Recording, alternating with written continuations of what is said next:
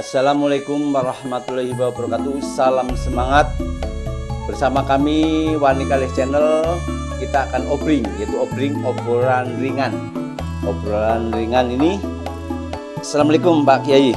Bersama Pak Kiai, yaitu Pak Kiai muda, yang beliau juga seorang pengajar, beliau juga seorang penyeramah, tapi beliau juga suka berdagang. Nah ini nanti akan kita tanya-tanya, yaitu dengan Bapak Muhammad Muammar Qaddafi MPD. Bagaimana Pak Kiai ya? Kok suka dengan bertani kopi ini, gimana awalnya itu? Sebenarnya gini, untuk bertani itu dulunya saya tidak menggeluti, bukan, tapi semenjak saya itu punya usaha, kemudian meningkatkan potensi daripada kebun tersebut, maka saya mengolah dari kopi yang awalnya itu hanya dijual seadanya saja, kemudian kami proses menjadikan sebuah bahan yang mana menjadi sebuah bubuk kopi, nanti bisa dipasarkan, kemudian hasil daripada kebun tersebut bisa meningkat daripada kita menjual apa adanya. Jadi punya jadi meningkatkan taraf pendapatan gitu artinya ya Pak ya. Jadi terus ini kan udah bikin merek namanya kopi Gama ya.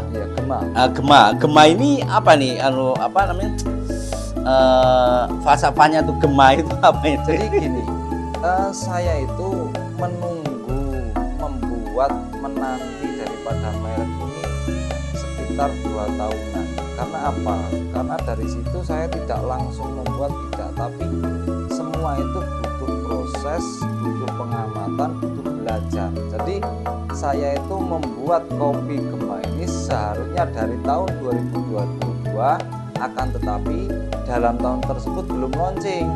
Saya masih belajar untuk mengetahui kualitas yang baik, untuk mengetahui cara mengolah yang baik, untuk mengetahui bagaimana cara pemasarannya yang baik. Kemudian di tahun ini alhamdulillah di produk kami yaitu kopi Gema sudah mau launching, dan moga-moga dalam produk kami ini bisa diterima oleh masyarakat, bisa dinikmati oleh masyarakat, dan tentunya untuk meningkatkan kreativitasnya anak muda. Jadi anak muda itu tidak hanya istilah kata hanya bekerja pagi pulang sore, itu jangan, tapi harus punya sampingan atau usaha sampingan yang mana itu dapat meningkatkan ekonomi keluarga.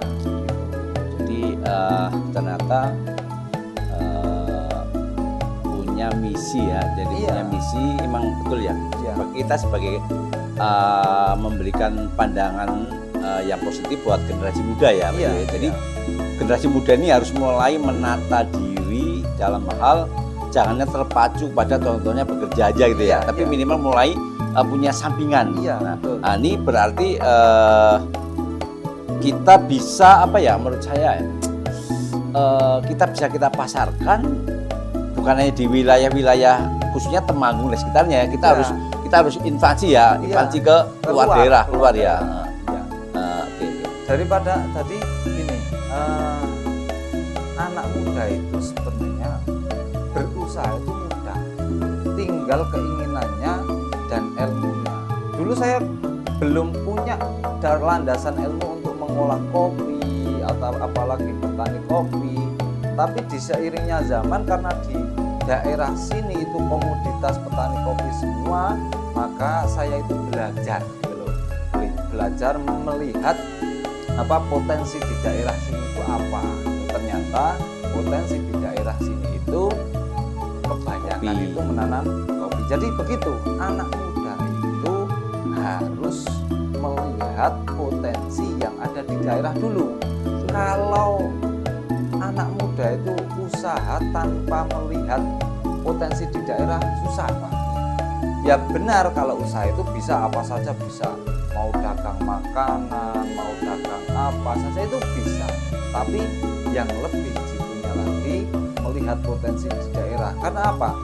Ketika kita itu sudah melihat potensi di daerah, nanti mudah dalam mencari bahan tersebut. Khususnya di daerah sini, di daerah Kandangan sini, Rowo Seneng sini mudah karena kebanyakan petani kopi. Jadi kita tidak, seandainya di tempat kita kok habis stoknya, kita bisa ngambil dari petani-petani lain, bahkan kita dapat membantu petani-petani lain. Kemudian dalam usaha ini kita juga bisa mengikut sertakan atau merekrut orang itu menjadi punya pekerjaan yang mana dia tetap bisa mengasuh anak di rumah, terus tapi dia juga punya penghasilan.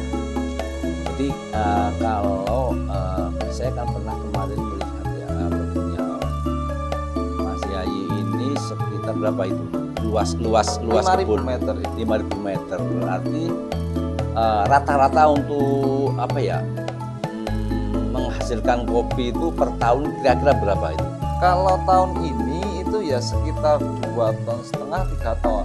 Itu kalau tahun sekarang. Kalau tahun kemarin tidak dapat karena dari setiap musim itu beda-beda. Karena musim kemarau kemarin panjang ya. Iya, dan di samping itu kopi itu melihat siklus. Biasanya ketika kok musimnya panen raya dan banyak buahnya itu 2 tahun sekali.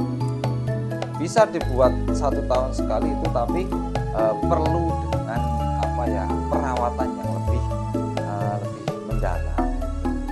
Jadi emang kalau setelah saya suka jalan-jalan itu kan khususnya di Kota Temanggung ya Pak, itu banyak kan kebun kopi ya. Jadi bisa juga nanti kita bawa kopi di Temanggung itu adalah kopi robusta ya. Iya, robusta. Kopi robusta ini bisa kalau punya kayak udah habis stoknya, bisa juga membedakan punya yang lainnya ya, petani yang lainnya. Betul. Jadi akhirnya mengangkat perekonomian kemasyarakatan itu ya. Iya, betul.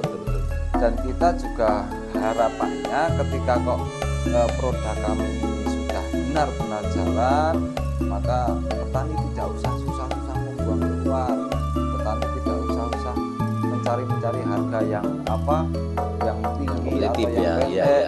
Nanti kan kalau kita ini mau diproduksi, jadi karena di lingkungan kita setidaknya kita dapat membantu para petani di lingkungan sini agar dalam mengolah kopi itu benar-benar corok kasarannya Jawa itu dihargai gitu loh.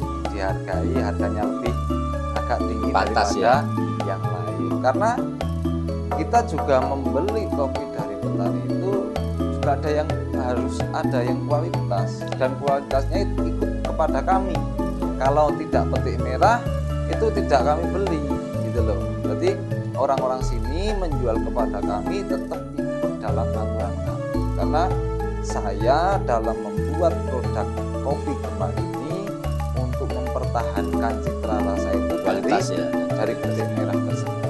Memang setelah kami amati itu kalau petik merah tuh gini Pak, petik merah itu ternyata di kopinya itu lebih wangi daripada petik hijau. Betul. Karena kalau petik hijau itu keasamannya masih tinggi banget. Ternyata kalau petik merah itu beda wangi rasanya setelah di roasting ya kan, terus dibikin bubuk tuh baunya wangi sekali. Nah ini berarti kita ini kan otomatis petik merah benar murni nih ya. Jadi ini kopi murni juga nih, kopi murni kan ini semua kita ini kopi murni.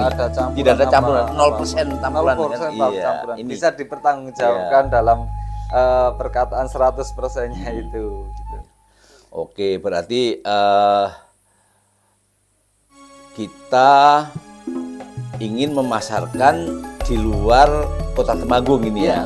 Jadi moga-moga kopi Gema ini bisa dikenal oleh masyarakat luas. Iya, masyarakat khususnya masyarakat Indonesia. Kita ini kopinya ini kopinya benar-benar wangi ya, wangi kopi ya. Jadi aromanya itu benar-benar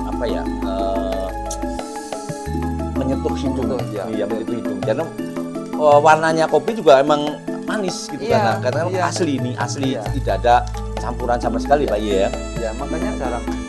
Ya ayolah anak muda.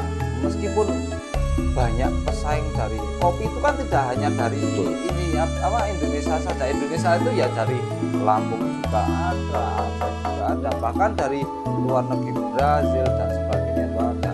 Tapi apa ya? Kan banyak kita untuk apa menjadikan potensi diri kita itu lebih maju. Kita harus berani. Jangan pernah takut apa ini nanti nggak laku. Enggak, semua itu pasti kalau ada yang jual pasti ada yang beli gitu. Jadi ini kopi Gema ini istilah kata mengikuti tren daripada kopi-kopi yang lain gitu. Oke, berarti obring kita kali ini